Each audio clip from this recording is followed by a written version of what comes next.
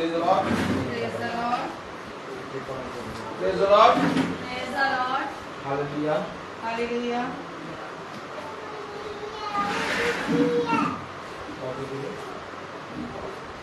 Praise the Lord. आपकी हो कैसा ना? God.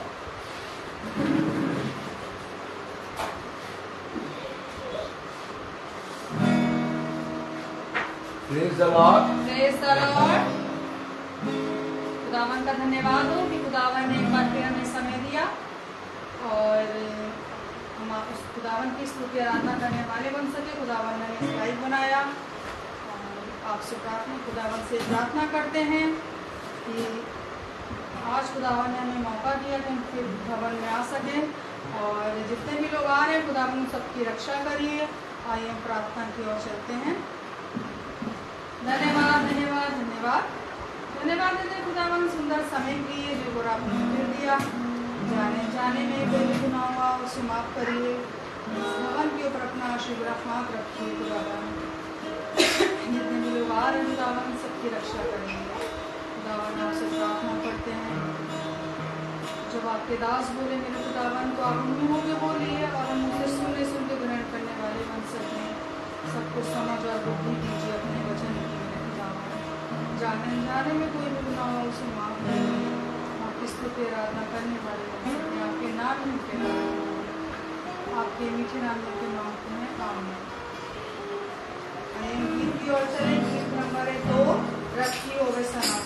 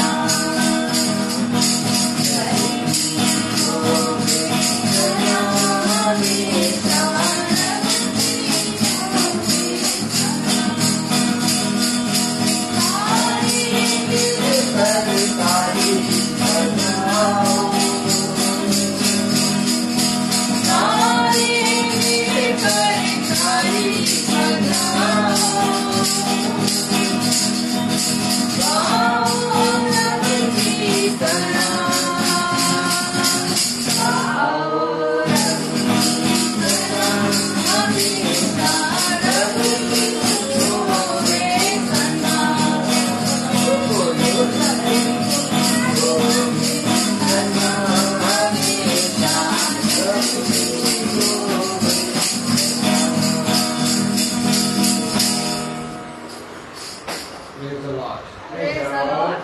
Hallelujah. और अब समय होगा गवाहियों का। गवाहियों के Praise the Lord. Praise the Lord.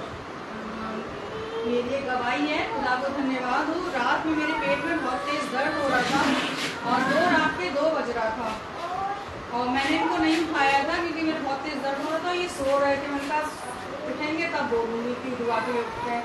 और ये उठे 3:30 बजे जब प्रेयर करने, तो मैंने इनसे कहा मेरे पेट में बहुत तेज दर्द हो रहा है, मेरे लिए प्रेयर कर दीजिए। तो उन्होंने मेरे लिए प्रार्थना करी और मैं खुदावन का धन्यवाद देती हूँ। उसी समय एकदम ठीक हो गया। खुदावन का धन्यवाद हो। आमीन। Praise the Lord. Hallelujah, hallelujah. Hallelujah. खुदा ने एक बार फिर हमें और आपको ये पवित्र समय, ये दिन दिया कि हम उसके वचन में चलें, उसके वचन के निकट आएं और जैसा खुदा हमारे जीवन में चाहता है उसको पूरा करने में चौकसी करें। अपने खुदा में प्रतिदिन ईमानदारी से बढ़ें, प्रेज़ द लॉर्ड, और खुदा के वचन में स्थिर रहने पाएं, क्योंकि खुदा ने हमें और आपको इस पृथ्वी पर इसलिए बनाया, इसलिए रचा कि हम इस पृथ्वी पर अपने जीवित खुदा की स्तुति और आराधना करें, प्रेज़ द लॉर्ड। और हम देखते हैं कि खुदा हमें दिन प्रतिदिन एक नया बल देता है, अपनी सामर्थ्य से भरता है कि हम उसके वचन के निकट आएं और उन बातों को जिन्हें अभी हम नहीं जानते पिता की सामर्थ्य में और अच्छे से जानने पाएं। पिता ने हमेशा हमें उत्तम से उत्तम पदार्थों से भरा है और जीवन भर पिता हमें बहुत आयत का फल देता है। और आज हम देखते हैं कि पिता ने हमें ये भवन दिया और इस भवन में हम बढ़ चढ़कर खुदा की स्तुति और आराधना कर रहे हैं और अपने खुदा को धन्यवाद दे रहे हैं।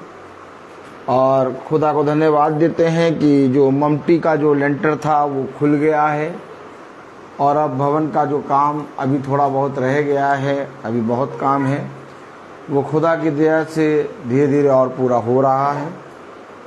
और मैं विश्वास करता हूँ कि सारा काम अपने समय पर, जो समय पिता ने ठहराया, उस पर पूरा होगा, प्रेज़ द लॉर्ड।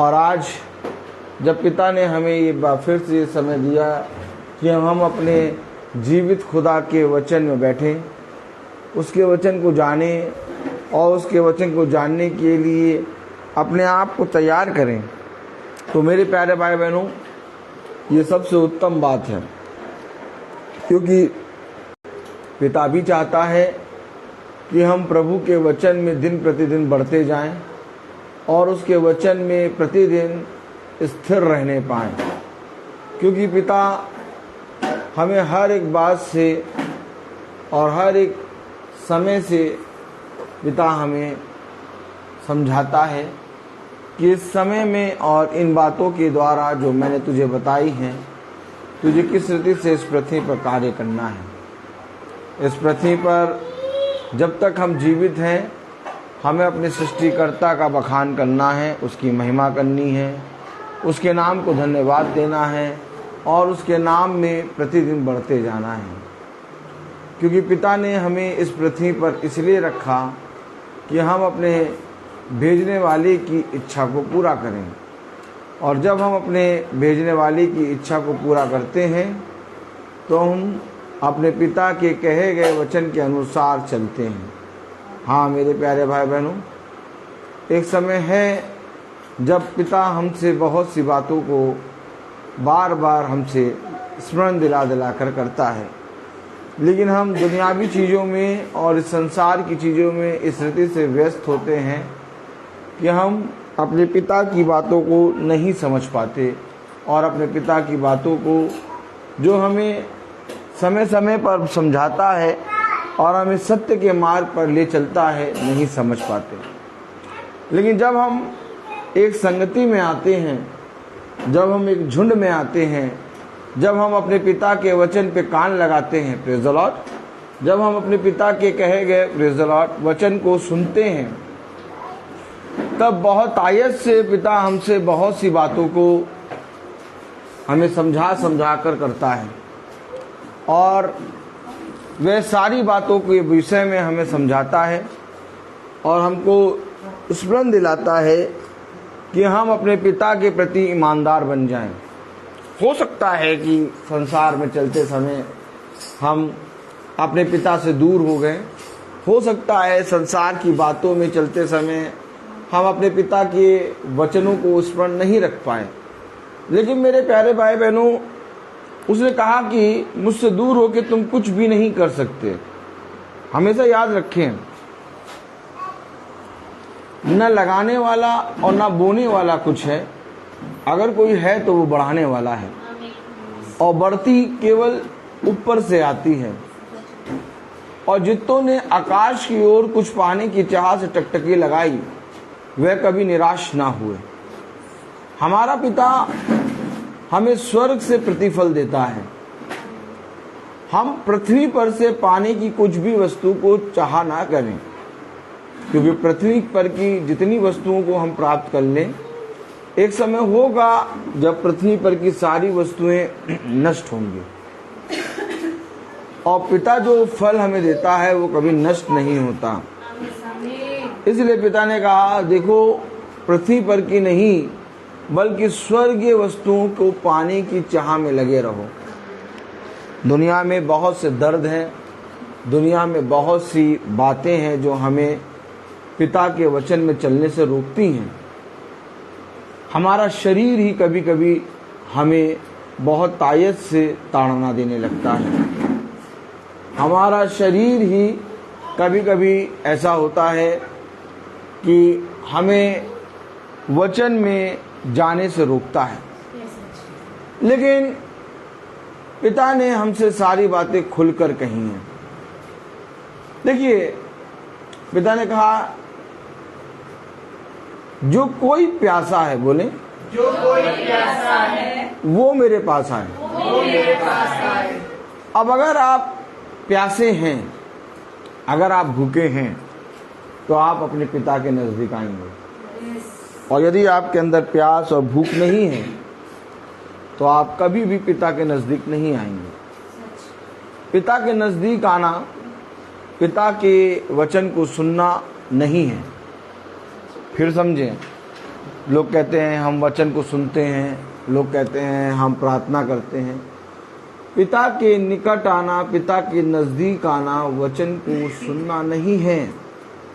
पिता के निकट और उसके नजदीक आना, पिता के वचन को जो हम सुनते हैं, उसको सुनने के कारण मेरे प्यारे भाई बहनों, जो पिता ने इच्छा हम पर प्रकट करी है, उस इच्छा को अपने जीवन में होते हुए देखकर और उसको पूरा करते हुए हम पिता के निकट आते हैं। Praise the Lord. अगर हम बहुत ध्यान से देखें तो आप वचन तो बहुत तेरे लोग सुन रहे हैं। अगर हम आज देखें तो बहुत तेरे लोग प्रार्थना कर रहे हैं। अगर हम आज बहुत ध्यान से देखें तो बहुत तेरे लोग उपवास रख रख के प्रार्थना कर रहे हैं, लेकिन उनके जीवन से पिता की इच्छा पूरी नहीं हो रही। जब हम वचन को सुनते हैं, हमें बहुत अच्छा लगता है, हमें आनंद होता है, हमारे कानों को, हमारे शरीर को, हमें एक सांत्वना, एक आशा, एक उम्मीद मिलती है। लेकिन जैसे ही हम इस दुनिया में फिर वापस लौटते हैं और संसार के कामों में करने लगते हैं, वैसे ही हम फिर से एक बार निराशा में चले जाते हैं। ऐसा क्यों होता है? ऐसा इसलिए होता कि जो कुछ तुम सुनते हो उस पर तुम चलते नहीं हो, और चलने वाला अपनी नहीं, अपने भेजने वाले की इच्छा पूरी करेगा। आइए हम सब वचन को आदर और महिमा देने के लिए अपने स्थानों पर खड़े होंगे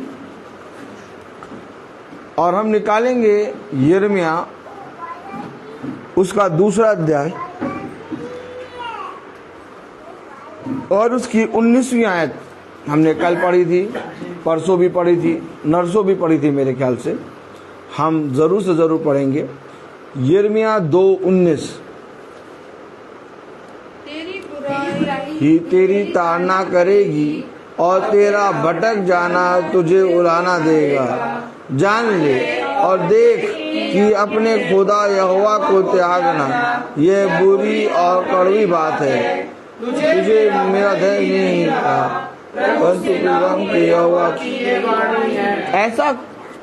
ये पवित्र वचन जो खुदा ने हमें दिया, इस पवित्र वचन को खुदा हम निकम्मों को समझने की समझ और बुद्धि दे। आमीन। हम सब स्थानों पे बैठे। ऐसा क्या हो गया कि पिता कह रहा कि जान ले और देख कि अपने खुदा यहोवा को त्यागना ये बुरी और कड़वी बात है। तुझे मेरा भय नहीं रहा, प्रभु सेनाओं के यहोवा की यही वाणी है। ऐसा कौन सी बात हो गई कि पिता कह रहा तुझे मेरा भय नहीं? ऐसी कौन सी बात हो गई कि पिता कह रहा तूने मुझे त्याग दिया? और ये बहुत कड़वी और बहुत बुरी बात है। आप मुझे बताइए, क्या इजरायली जब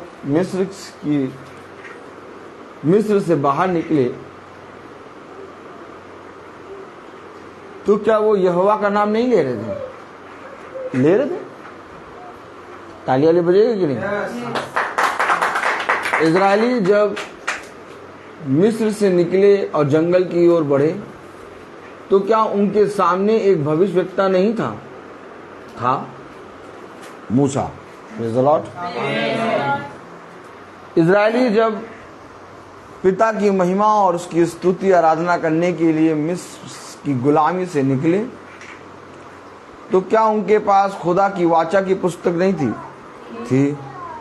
इजरायली जब खुदा के वचन के कहे के अनुसार अपनी गुलामी से निकले तो आग और बादल में क्या खुदा उनके साथ नहीं चलता था?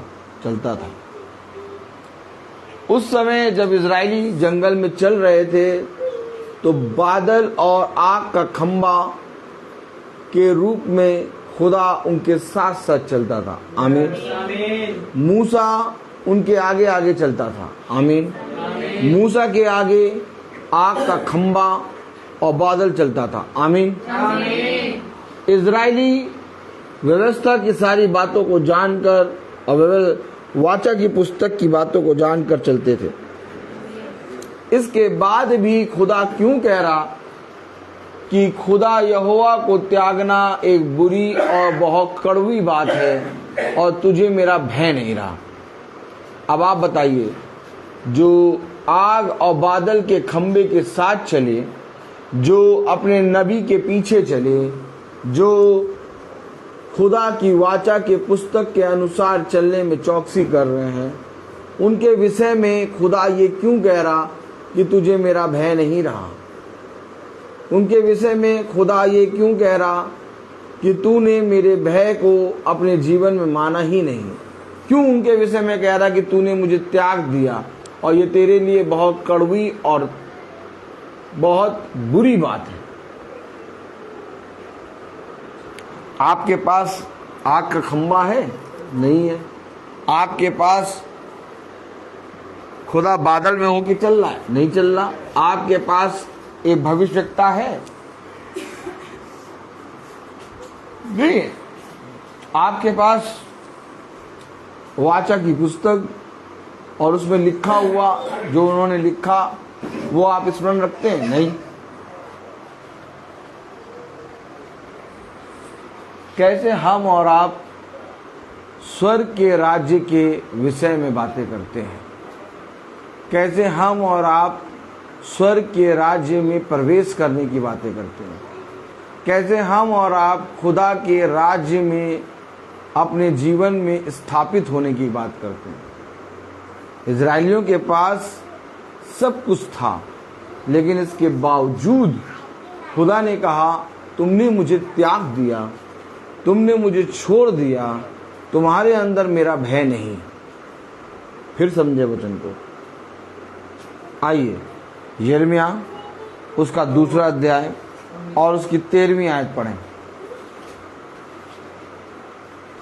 क्योंकि मेरी प्रजा ने दो बुराइयां की हैं। कितनी बुराई की? दो।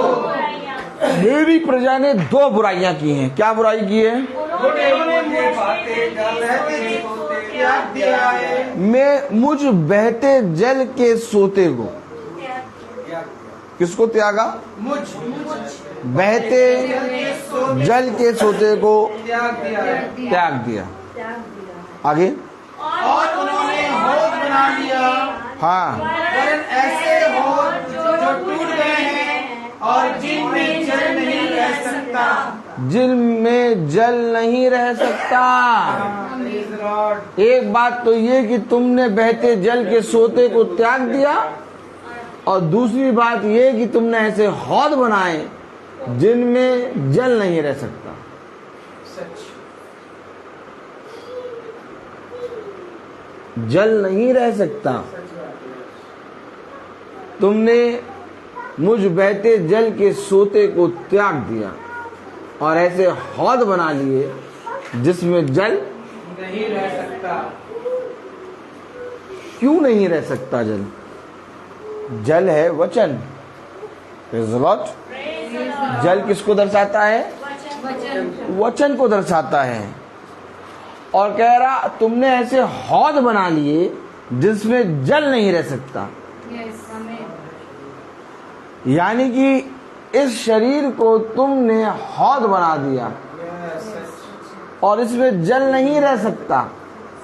क्यों नहीं रह सकता जल? क्योंकि वो टूट जाता है। कलाम में लिखा है, पढ़े जरा।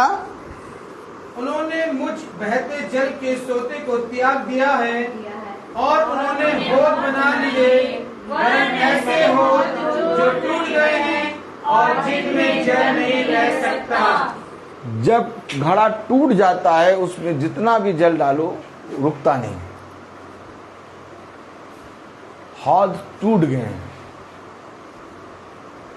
मनुष्य का विश्वास खुदा पर से उठ गया। आज कोई मनुष्य खुदा पर विश्वास नहीं कर रहा। प्रार्थना करता है लेकिन विश्वास नहीं करता। मन्नत मांगता है लेकिन विश्वास नहीं करता।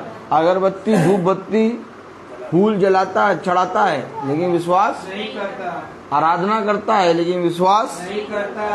समय पर वचन पढ़ता है लेकिन विश्वास नहीं करता। समय पर महासभा सुनता है लेकिन विश्वास नहीं करता। टूट गए हौद।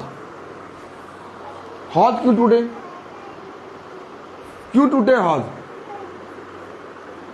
क्योंकि तुमने मुझ बहते जल के सोते को त्याग दिया। हमने कब त्यागा प्रभु को? हम तो प्रभु के साथ साथ हैं। हमने तो नहीं त्यागा प्रभु को।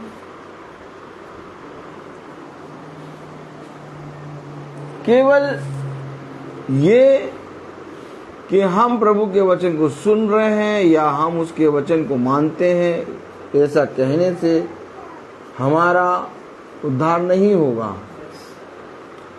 एक कार्य वचन में हमने पढ़ा है कि जब यीशु मसीह इस पृथ्वी पर था तो स्वर्ग से एक गवाही आई कि ये मेरा प्रिय पुत्र है, इसकी सुनो, क्योंकि इससे मैं अत्यंत प्रसन्न हूं। ये गवाही यीशु मसीह स्वयं भी पृथ्वी पर दे सकता था। अब याजक की तरफ देखें। ये गवाही यीशु मसीह स्वयं भी दे सकता था, जिसके विषय में खुदा ने कहा, यीशु मसीह ने कहा, यदि मैं अपनी गवाही स्वयं भी दूं तो वो सच्ची ठहराई जाएगी। क्योंकि तो एक तो मैं पृथ्वी पर अपने पिता की गवाही देता हूं और दूसरा मेरा पिता स्वर्ग से मेरी गवाही देता है। और वचन में लिखा है, जहां 2 या 3 जन एक मन होकर किसी बात को कहें तो वो सच साबित होती है। आमीन। उनकी गवाही सत्य मानी जाती है। लेकिन इसके बावजूद भी पिता अर्थात खुदावन यीशु मसीह ने अपने विषय में नहीं कहा कि मैं अपने पिता का प्रिय पुत्र हूं।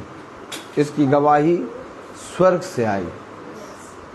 ठीक इसी तरीके से जब तक मैं इस पृथ्वी पर जीवित हूं, भला मैं रोज मीटिंग करूं, भला मैं रोज लोगों के लिए फोन पे प्रार्थना करूं, भला मैं रोज अपने मन में पिता का भय मानकर चलूं, लेकिन मेरे प्यारे भाई बहनों, मेरे पिता की ओर से गवाही ना आए कि तू मेरा प्रिय दास है, मेरा सब कुछ करना व्यर्थ है,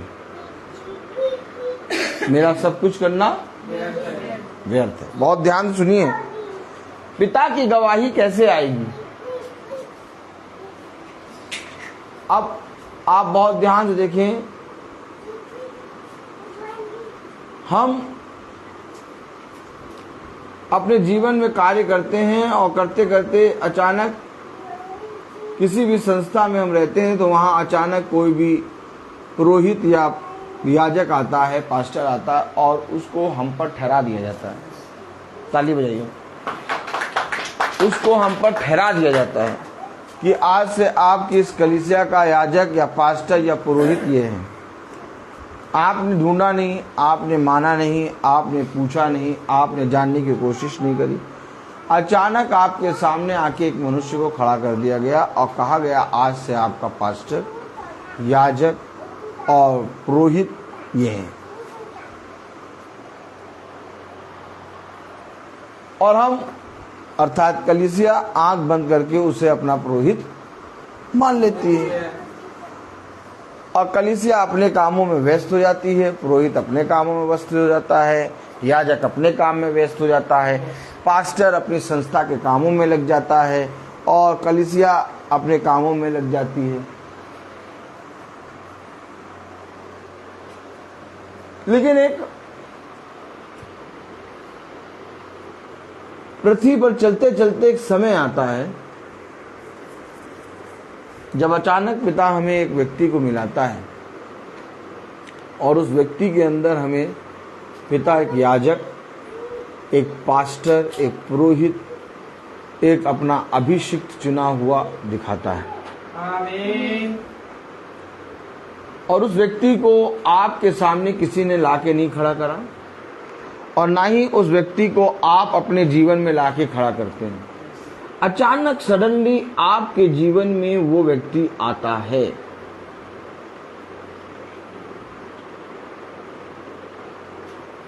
बहुत ध्यान से देखिएगा एक दृश्य, और वो दृश्य ये है, praise the Lord, hallelujah, hallelujah.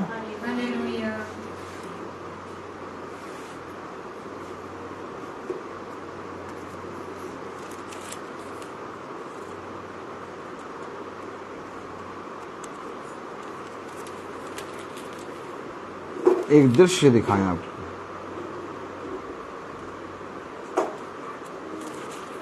Praise the Lord.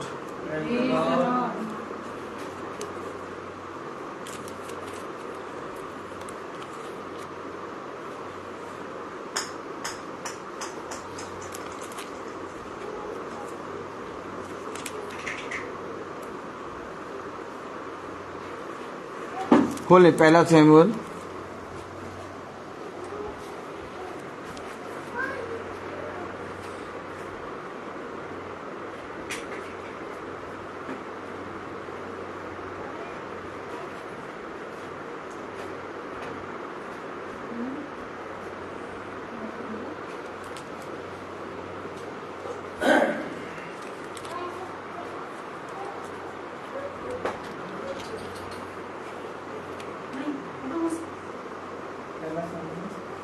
Praise the Lord. Praise the Lord, उसका 17वां अध्याय।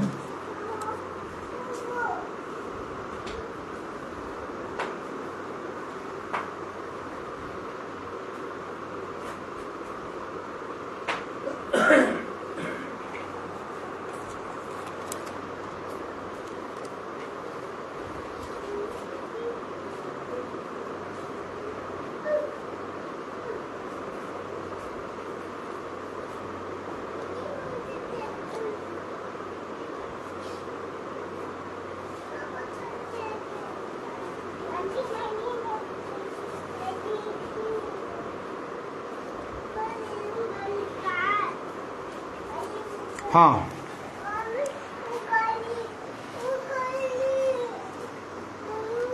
कैसे हम अपने खुदा के वचन पर विश्वास करेंगे?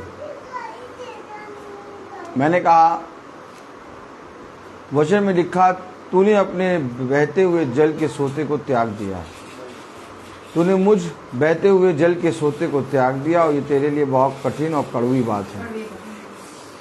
वचन में लिखा कि तूने अपने लिए बड़े हौद तैयार कर लिए हैं जिसमें जल नहीं रहेगा। आइए पहला शमूएल 17वां अध्याय और उसकी 17वीं आयत पढ़ें। और यिशै ने अपने पुत्र दाऊद से कहा, यह अनाज और ये 10 रोटियां लेकर छावनी में अपने भाइयों के पास लौट जा, और पनीर की ये 10 टिक्कियां उनके सहस्पति के लिए ले जा, और अपने भाइयों का कुशल देखकर उनकी कोई निशानी ले आना।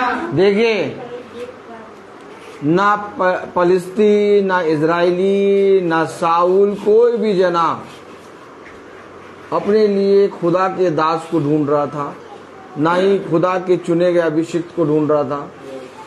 लेकिन दाऊद को भेजा गया उसके भाइयों के लिए कुछ भोजन सामग्री लेकर। और जब दाऊद को यिशै ने कुछ भोजन सामग्री लेकर अपने बच्चों के पास जो युद्ध के मैदान में थे भेजा, तब 19वीं आयत में लिखा है, शाऊल और तेरे भाई और समस्त इजरायली पुरुष केला नामक तराई में फलिस्तियों से लड़ रहे हैं। वे नहीं जानते दाऊद को जो लड़ रहे हैं। ना ही साउल ने ढूंढने की कोशिश करी, ना ही उसके भाइयों ने। भाई जानते हैं दाऊद को, लेकिन कभी भी भाइयों ने भी उस युद्ध के मैदान में दाऊद को रखने की कोशिश नहीं करी। लेकिन खुदा की योजना आई और दाऊद उनके लिए भोजन की सामग्री लेकर उस मैदान में गया जहां वो फलिस्तियों से लड़ रहे थे। आगे बढ़ें। अतः दाऊद सवेरे भेड़ बकरियों को किसी रखवाल के हाथ में छोड़कर यिशै की आज्ञा के अनुसार उन वस्तुओं को लेकर चला, और जब सेना रणभूमि की ओर जा रही और संग्राम के लिए ललकार रही थी, उसी समय वह गाड़ियों के पड़ाव पर पहुंचा। तब इस्राएलियों और फलिस्तीनियों ने अपनी अपनी सेना अपने सामने करके बांधी बांधी। दाऊद अपनी सामग्री सामान के रखवाले के हाथ में छोड़कर रणभूमि की ओर दौड़ा, और अपने भाइयों के पास जाकर उनका कुशल क्षेम पूछा। वह उनके साथ बातें कर ही रहा था कि फलिस्तियों की पतियों में से वह वीर अर्थात गठवासी गोलियत नामक वह फलिस्ती योद्धा चढ़ आया और पहले किसी बातें कहने लगा, और दाऊद ने उन्हें सुना। आप देखिए, दाऊद ने उन बातों को सुना। अब दाऊद ने जब उन बातों को सुना तो दाऊद वापस अपने घर नहीं आया, ना ही दाऊद अपने कामों में व्यस्त हो गया। दाऊद ने जब वह बातें सुनी तो दाऊद ने कुछ कहा। क्या कहा? उस पुरुष को देखकर सब इस्राएली अत्यंत भय खाकर उसके सामने से भागे। फिर इस्राएली पुरुष कहने लगे, क्या तुमने उस पुरुष को देखा है जो चला आ रहा है? निश्चय वह इस्राएलियों को ललकारने रहता है, और जो कोई उसे मार डालेगा उसको राजा बहुत धन देगा, और अपनी बीवी का विवाह उसे काट देगा, को इस्राएल में स्वतंत्र कर देगा, और उसके पिता के घराने को इज़राइल में स्वतंत्र कर देगा। तब दाऊद ने उन पुरुषों से जो उसके आसपास खड़े थे पूछा, जो उस फलिस्ती को मार के इजरायलियों की नामधराई दूर करेगा, उसके लिए क्या किया जाएगा?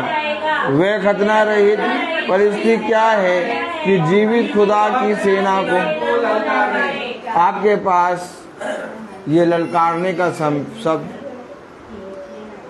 रोज आता है, रोज किसी ना किसी बात में ये ललकारने का शब्द आपके पास रोज आता है। कोई दफ्तर में आपको ललकारता है, कोई स्कूल में ललकारता है, कोई आपके चलने फिरने को ललकारता है। लेकिन दाऊद ने कहा ये कौन है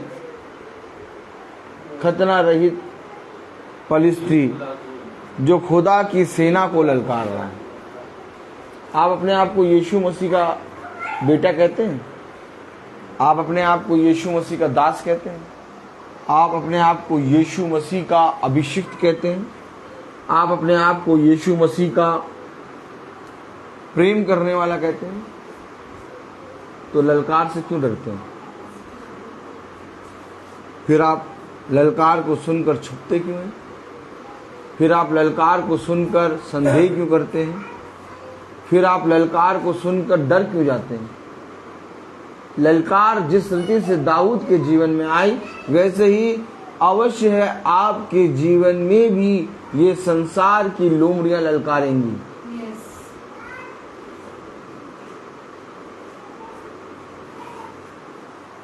फिर समझें, अगर आप अपने आप को यीशु मसीह का पुत्र और आप अपने आप को यीशु मसीह को प्रेम करने वाला कहते हैं, तो आपके जीवन में एक ललकार आएगी। और अगर आप डर जाएंगे, अगर आप भयभीत हो जाएंगे, आप संदेह करने लगेंगे, आप घबरा जाएंगे, तो आप यीशु मसीह के पुत्र और पुत्री नहीं हैं।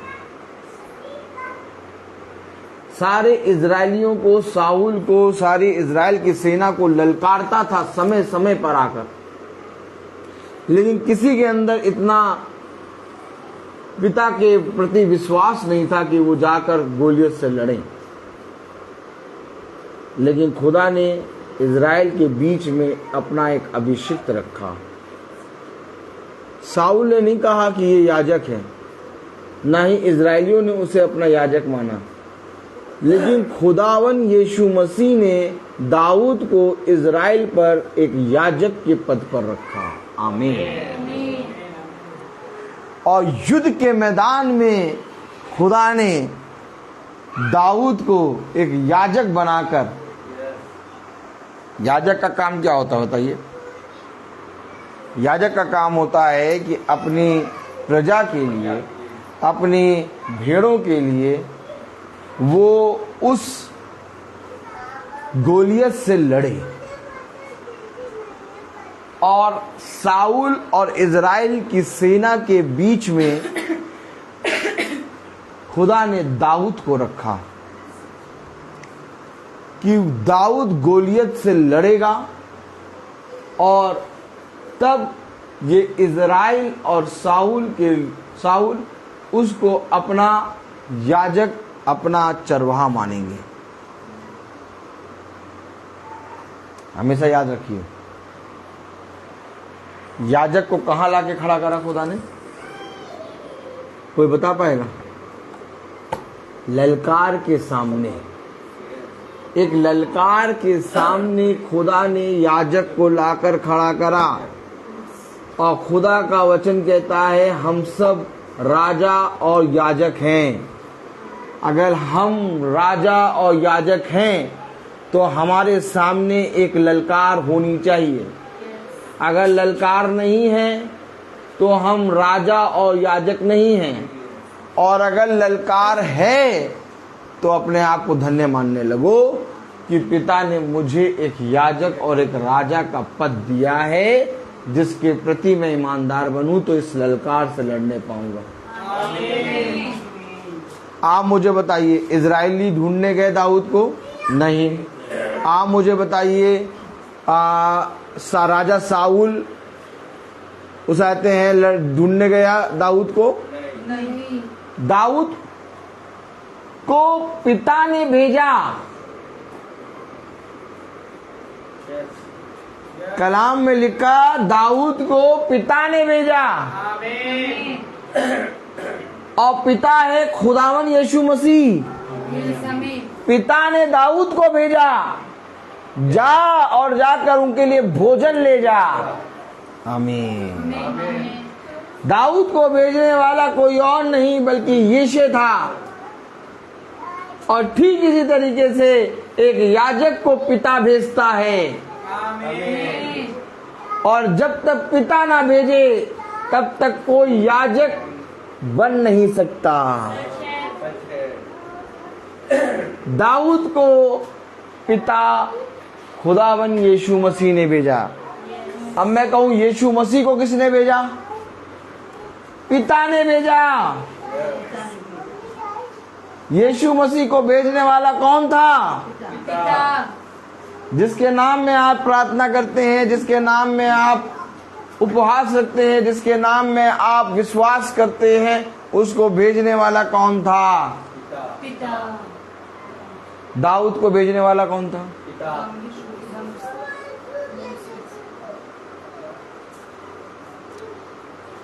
कलाम में लिखा, 17वां अध्याय 17वीं आयत। यीशु ने अपने पुत्र दाऊद से कहा, या पिता मत, किससे कहा? अपने बेटे दाऊद से। पुत्र से कहा। अगर आप मानते हैं कि हमेशा वचन युगानुयुग एक सा है, तो जैसे पिता अपने पुत्र को भेजता है, वैसे ही आज पिता है हमारा यीशु मसीह और पुत्र है हम। तो ये अवश्य है कि आज भी पिता हमें भेजेगा। और जब आपको भेजता है तो आपको फिर डर क्यों लगता है? आप फिर ललकार से घबरा क्यों जाते हैं? आप फिर ललकार को सुनकर उस ललकार के विषय में क्यों सोचने लगते हैं? ललकार कुछ भी हो, तुम्हें स्थिर होकर युद्ध के मैदान में कमर बांध के खड़ा होना है। और जब तुम खड़े होगे तब पहला शमूएल उसका 17वां अध्याय और उसकी 31वीं आयत में लिखा, दाऊद की बातों की चर्चा हुई, तब शाऊल को भी सुनाई गई। अब सुनाई दी साहुल को। चर्चा हुई किस बात की? दाऊद की बातों की चर्चा। जब आपके सामने ललकार आती है ना, और जब आप घबरा जाते हैं, तो सब आपकी घबराहट का और आपके हारने का प्रचार करते हैं। ठीक इसी तरीके से जब आपके सामने ललकार आती है और आप उस ललकार के सामने खड़े हो जाते हैं, तो सब कोई आपके उस खड़े होने की चर्चा करते हैं। हर एक जना चर्चा पता क्या करेगा? भैया चाहे कुछ हो जाए, उसको कोई नहीं डरा सकता और ना ही वो किसी से डरेगा। हमेशा याद रखना, ये जो ललकार आ रही है, ये जो विपत्ति आ रही है, ये जो कलेश आ रहा है, ये जो दुख आ रहा है, ये जो ताड़ना आ रही है, ये मुझे पिता के निकट ले जाएगी। आमीन। और ये ललकार राजा के पास तक दाऊद की बातों की चर्चा पहुंच गई। राजा इतना बड़ा, प्रजा इतनी बड़ी, राजा कैसे जानेगा दाऊद कौन? लेकिन दाऊद की बातों की चर्चा राजा के कान को सुनाएगी। भैया स्कूल इतना बड़ा, इतने बढ़िया बढ़िया बुद्धिमान, कौन? बुद्धिमान टीचर, सब बढ़िया बढ़िया एजुकेटेड। तुम्हारे अंदर ऐसा कौन सा गुण है कि तुम्हारी चर्चा राजा के कान तक पहुंचे? ऐसा करो,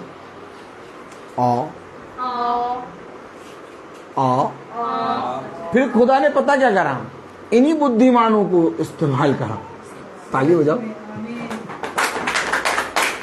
जो राजा के पास समय हमेशा बने रहते हैं, इन्हीं बुद्धिमानों को खुदा ने इस्तेमाल किया और कहा वो मेरा दास है जो बना रहता है, उसकी बात तुम जाकर राजा को बताओ। आप बताइए, राजा के कानों तक दाऊद की बातों की चर्चा कैसे सुनाई दी? यिशै के बेटे भी तो युद्ध में थे, उनकी चर्चा नहीं सुनाई दी। दाऊद की चर्चा कैसे सुनाई दी? ललकार के सामने खड़ा है। हेलो, बहते हुए जल के सोते को तुमने त्यागना क्या होता है? वचन को ना पढ़ना त्यागना नहीं है। ताली बजाओ। प्रार्थना ना करना त्यागना नहीं है। फिर समझो, या उपवास ना रखना त्यागना नहीं है।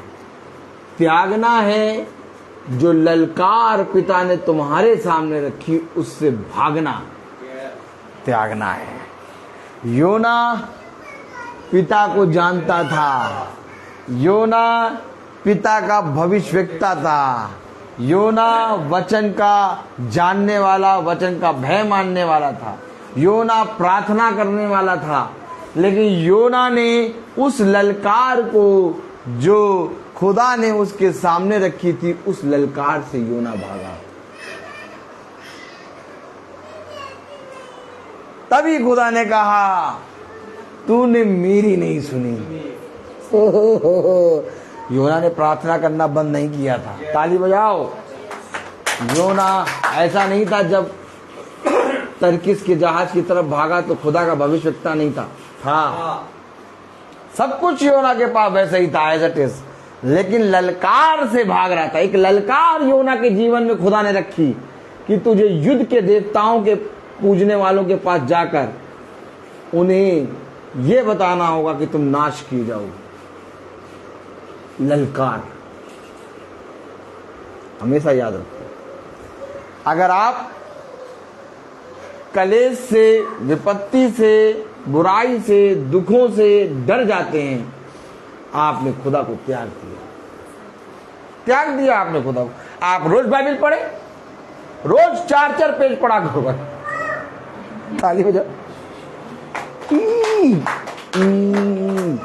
रोज 4-4 पेज बाइबल पढ़ा करो, रोज प्रार्थना करा करो, सप्ताह में 2 बार उपवास रखा करो। बट लेकिन ललकार देख के तुरंत भीगी बिल्ली की तरह डर जाया करो। बोलने सच में नहीं, ललकार के सामने खड़े होना है हमें। ये ललकार ही हमारे विश्वास को बढ़ाएगी। फलिस्ती जब ललकारता था, न साउल न कोई इजरायली, कोई भी जना हिम्मत नहीं करता था उस ललकार के सामने।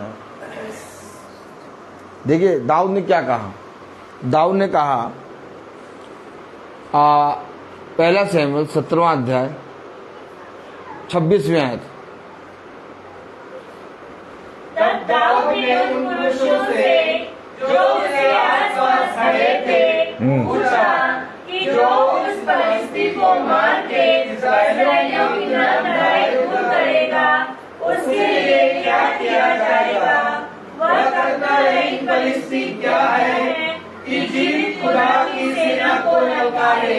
भैया पास्टर साहब क्या करें, बहुत दुख है, बाइबल पढ़ा करो, पढ़ते हैं पास्टर साहब। प्रार्थना करा करो, पढ़ते हैं पास्टर साहब। अच्छा महासभा सुनना शुरू करो, महासभा भी पास्टर साहब समय पर देखते हैं। लेकिन क्या बताएं, बहुत दुख है। अब पास्टर साहब बहुत दुविधा में, या बाइबल तो पढ़े, महासभा तो सुने, प्रार्थना तो करे। अब मैं इससे ऐसा क्या बात कहूं? जरूर से जरूर उसके जीवन में कोई ललकार है और उस ललकार से वो भाग रहा है।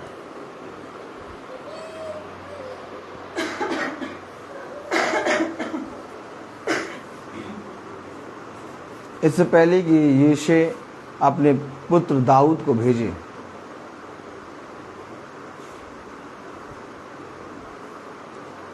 खुदा ने दाऊद की जंगल में बहुत परीक्षा करी है।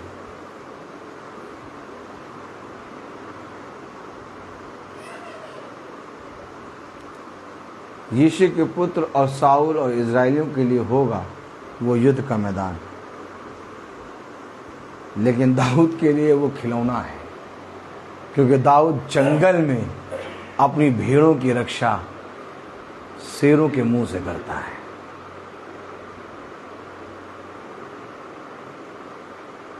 ऐसा कोई जना नहीं होना चाहिए तुम्हारे जीवन में जिसको देख के तुम डर जाओ। ऐसी कोई विपत्ति, ऐसी कोई बात, ऐसी कोई भी चीज तुम्हारे सामने नहीं होनी चाहिए जिसको देखकर तुम भयभीत होने लगो और संदेह करने लगो। अगर तुम भयभीत होते हो, संदेह करते हो, डरते हो, तुमने जलते हुए सोते को त्याग दिया है, बहते हुए सोते को त्याग दिया। बहता हुआ सोता यीशु मसीह है और जल है वचन, और ये वचन, ये बहता हुआ जल, बहता हुआ सोता उसके अंदर रहता है जो उसका आदर करे। यीशु मसीह को आदर करना ये नहीं कि हम बाइबल पढ़ें, यीशु मसीह का आदर इस पृथ्वी पर किसी मनुष्य का भय ना खाना है। क्योंकि जब तुम इस पृथ्वी पर किसी मनुष्य से भयभीत होते हो, डरते हो, तो तुम अपने अंदर के राजा को नीचा करते हो। हमेशा याद रखना, अगर तुम सच्चे मसीह हो और अगर तुम सच्चे क्रिस्तीय हो तो तुम्हारे जीवन में अवश्य है कि एक ललकार रहेगी, और जब तक ये ललकार बनी रहे अपने आप को धन्य मानना। और जिस दिन ये ललकार तुम्हारे जीवन से चली जाए, फिर सुनना, प्रार्थना ये करना कि प्रभु मुझे एक और ललकार के शब्द में रख।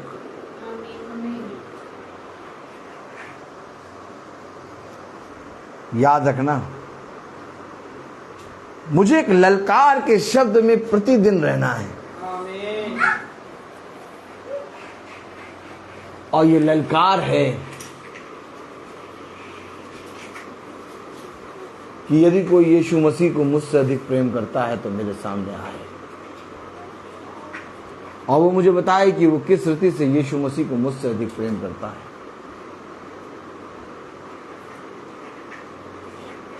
तलवार के जोखिमों में, अपने प्राणों को खोने में, कई बार 48 कोड़े खाने से, 3 दिन 3 रात समुद्र में रहने से मैं कभी पीछे नहीं हटा।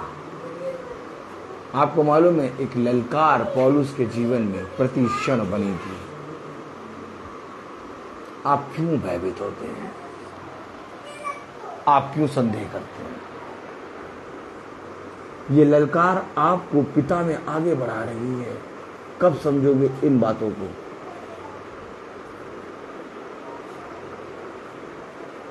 बहुत तेरे लोग जगहों को पवित्र कर करके संगमरमर के पत्थर लगा लगा के प्रार्थना करने लगे हैं। बहुत तेरे लोग बाइबल को पढ़ने लगे हैं। बहुत तेरे लोग महासभा को सुनने लगे, लेकिन वो नहीं चाहते कि हमारे जीवन में कोई ललकार आए।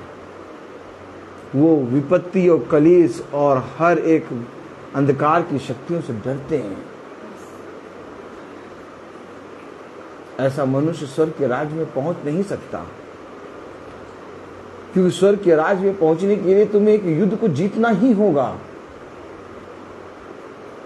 जिस रीति से पिता ने इस पृथ्वी पर एक युद्ध को जीता, वैसे ही उसने भी हमारे लिए भी एक युद्ध को रखा है और कहा ये युद्ध जीता जा चुका है, तुम्हें बस विश्वास करना है। और हम निकम्मे विश्वास भी नहीं करते। कभी कभी हम शरीर की वासनाओं में गिर जाते हैं,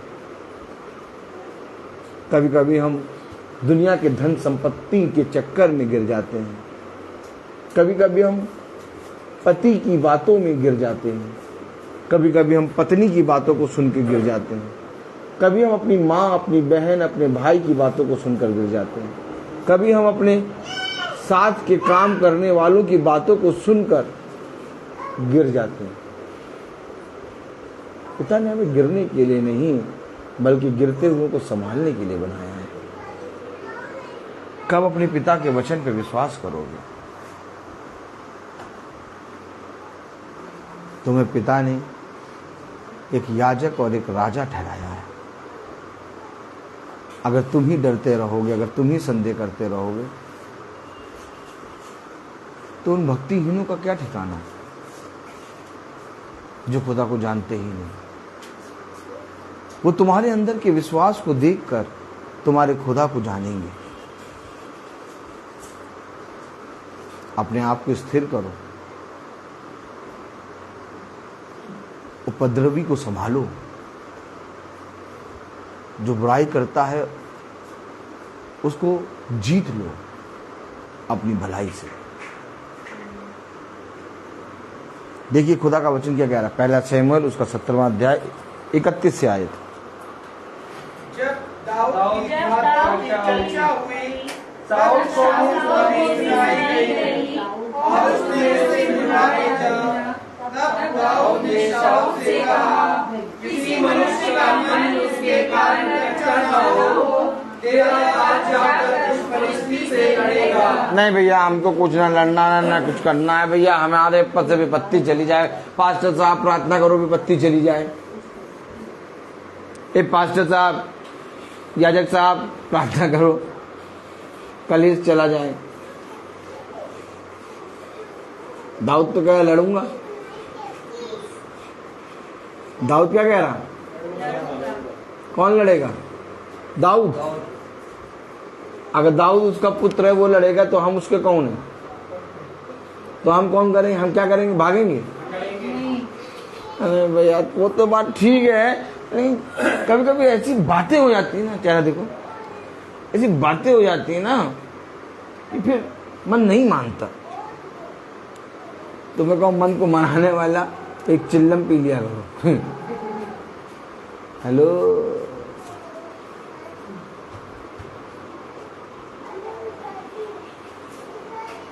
जब तक मन नहीं मानेगा तब तक स्वर्ग के राज्य में नहीं जा पाओगे। दाऊद ने कहा तेरा दास दाऊद जाकर लड़ेगा। अब कौन लड़ने के लिए तैयार है? लड़ने के लिए तैयार वहां बेटा।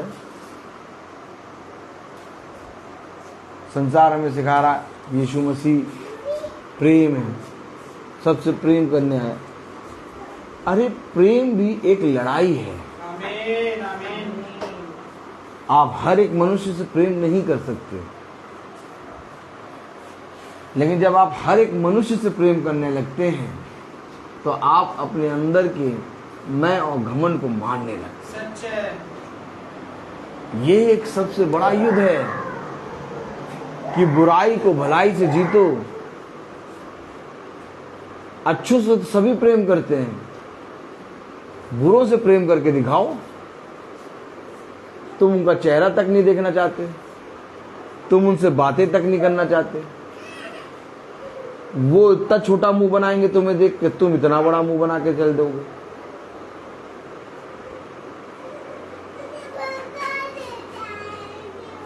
वो इतना छोटा इशारा करेंगे, तुम इतना बड़ा इशारा करोगे और बाद में कहोगे हम यीशु मसीह के पुत्र।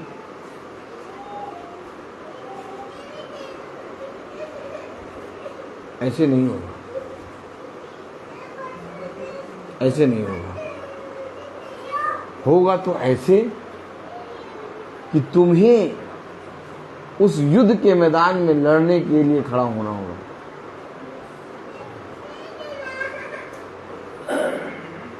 तुम्हारा पति नहीं जाएगा, तुम्हारे बच्चे नहीं जाएंगे, तुम्हारी पत्नी नहीं जाएगी, तुम्हारे पड़ोसी नहीं जाएंगे। जाएगा वो जो पिता से प्रेम करेगा। अब जाओ और जाकर देखो कि पिता से कौन प्रेम करता है। और पिता का प्रेम किसी को दिखाने के लिए ना करो कि मैं अपने यीशु मसीह से प्रेम करता हूं और मैं हर रविवार एक कैंडल चढ़ाता हूं।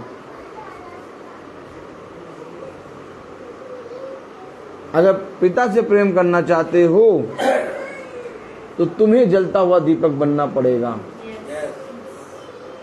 पिता ने कहा ये तूने बहुत बुरी और बहुत कड़वी बात करी है कि तूने मुझे त्याग दिया और तूने मेरा भय मानना छोड़ दिया।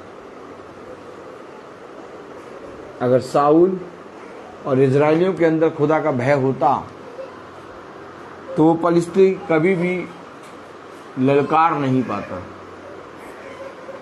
लेकिन वचन में लिखा समय समय पर आकर वो ललकारता था। लेकिन दाऊद ने खुदा की आत्मा में होकर उसकी उस ललकार को तोड़ दिया।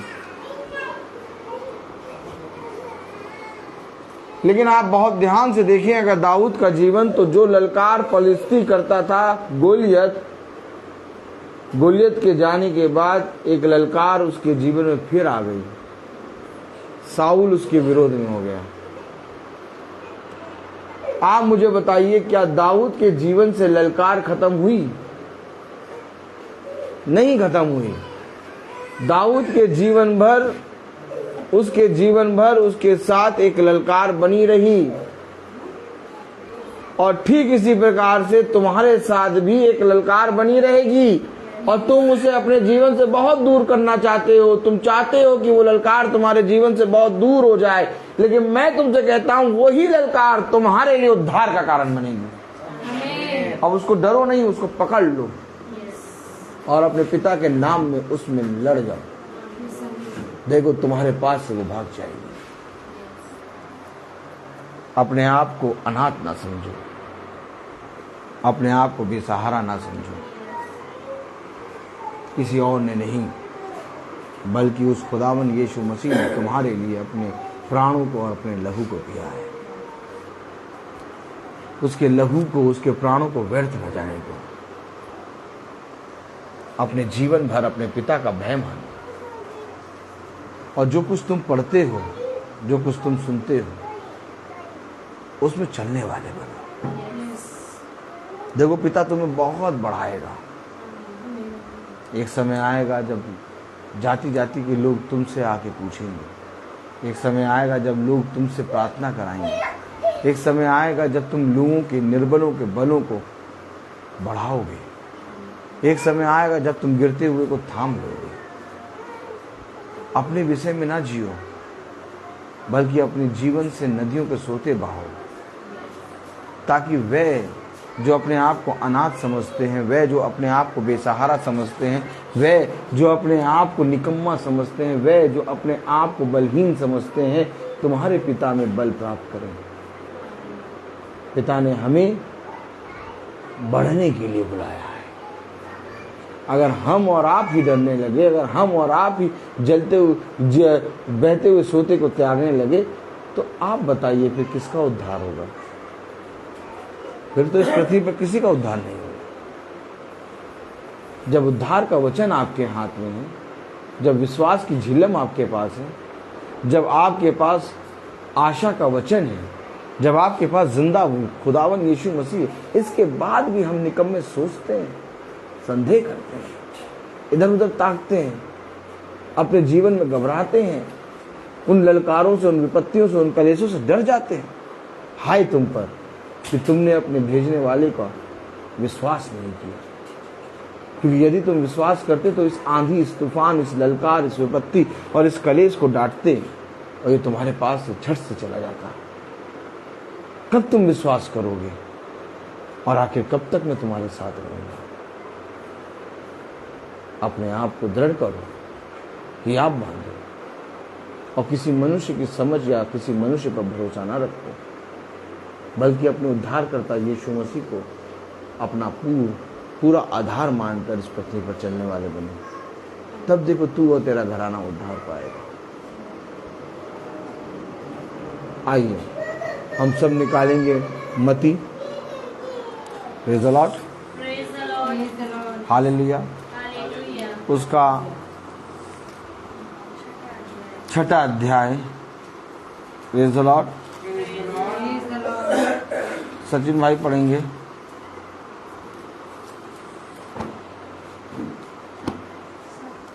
हम सब अपने स्थानों पर खड़े हो जाएंगे।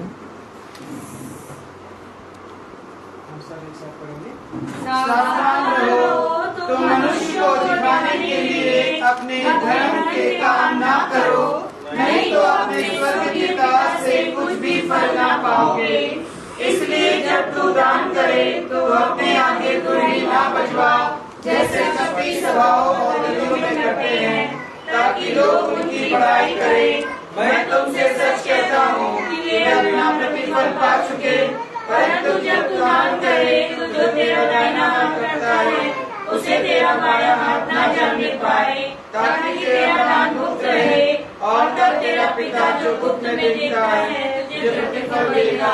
आमीन। धन उसे दो, अपने यीशु को सब कुछ दो,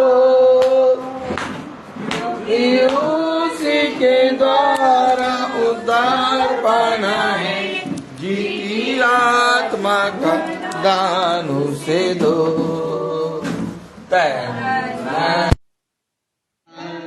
उसे दो, अपने यीशु को सब कुछ दो, क्योंकि उसी के द्वारा उद्धार पाना है।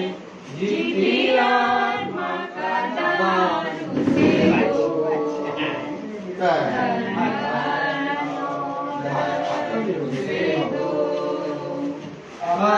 यीशु की सेवा करोगे, अपनी आशीष वो तुम्हें देगा, और पाप की सेवा करोगे, हरगिज़ नहीं माफ करेगा। उसके राहों में दिल डोलो, अपने यीशु को सब कुछ दो, क्योंकि उसी के द्वारा उद्धार पाना है। जीती आत्मा का दान उसे दो, दान उसे दो। हम सब निकालेंगे पहला इतिहास 29वां अध्याय उसकी 17वीं आयत। हम सब एक साथ पढ़ेंगे।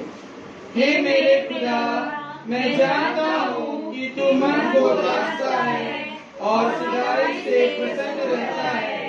मैं तो ये सब कुछ मन की सिखाई और अपनी इच्छा से दिया है, और अब मैंने आनंद से देखा है कि तेरी प्रजा के लोग जो यहाँ उपस्थित हैं वह अपनी इच्छा से तेरे लिए भेंट देते हैं। आमीन। हम सब प्रार्थना में जाएंगे।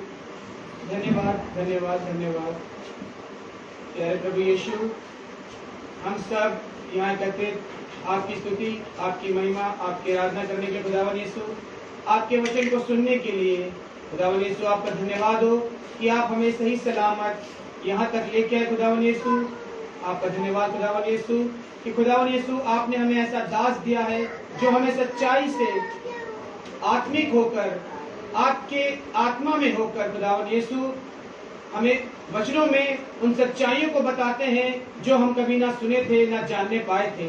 हम अंधेरे में थे, भटके हुए निकम्मे भटक रहे थे, लेकिन खुदावन यीशु आपने हमें वो दास दिया जो हमें सच्चाई से वचन की एक एक गहराई को, एक एक बात को बताते हैं, जिसे हम जानकर अपनी आत्मा को शुद्ध करते हैं और अपने साथ साथ अपने परिवार को भी अपने वचन में लाते हैं। खुदावन यीशु, इसके लिए खुदावन यीशु हम आपका धन्यवाद देते हैं।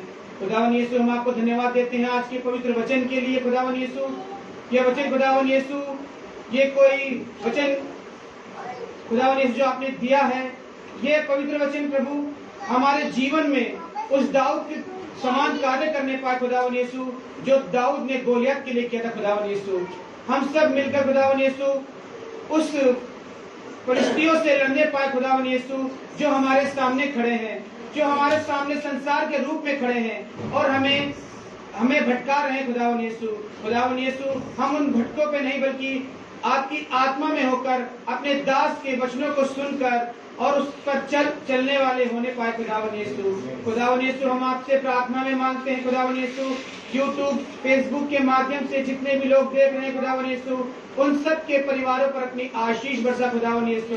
उन सबको खुदावन यीशु चंगाई भरा हाथ, अपना दाहिना हाथ रख दो खुदावन यीशु, कि वो आपकी तरफ ताक रहे खुदावन यीशु। खुदावन यीशु, वो किसी कारण से इस भवन में यहाँ नहीं आ पाए खुदावन यीशु, उनको बरकत और आशीष दे कि वो इस भवन का मुंह देखने पाए और यहाँ तक आने पाए खुदावन यीशु।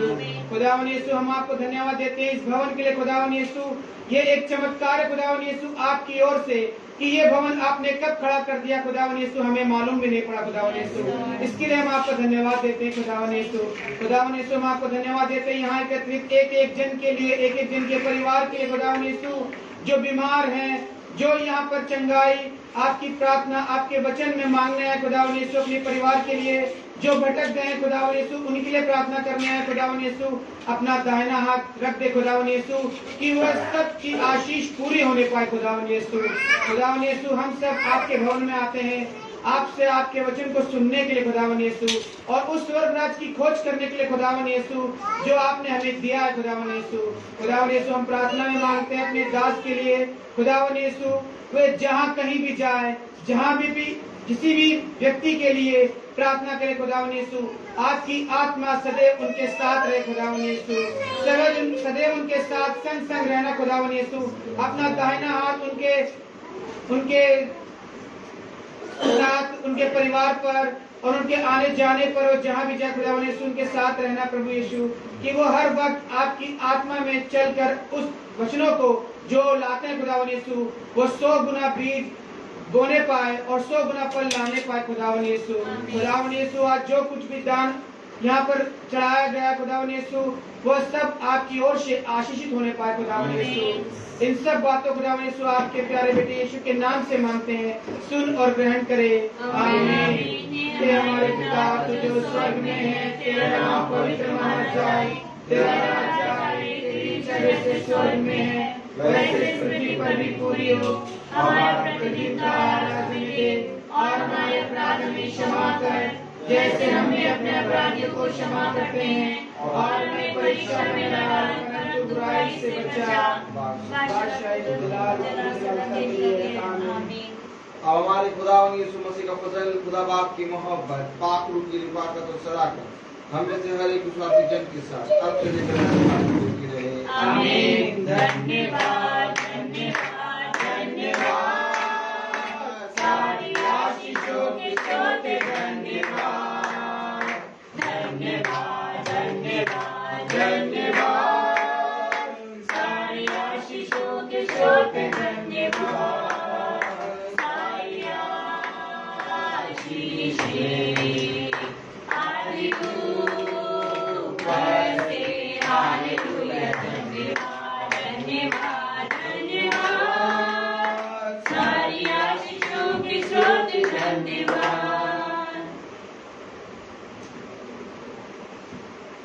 Praise the Lord, praise the Lord, praise the Lord.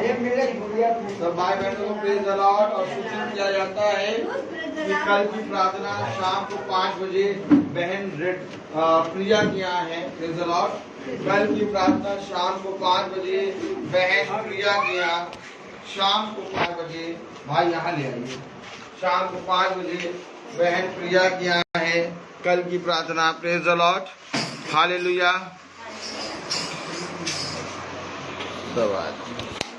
Praise the Lord, hallelujah.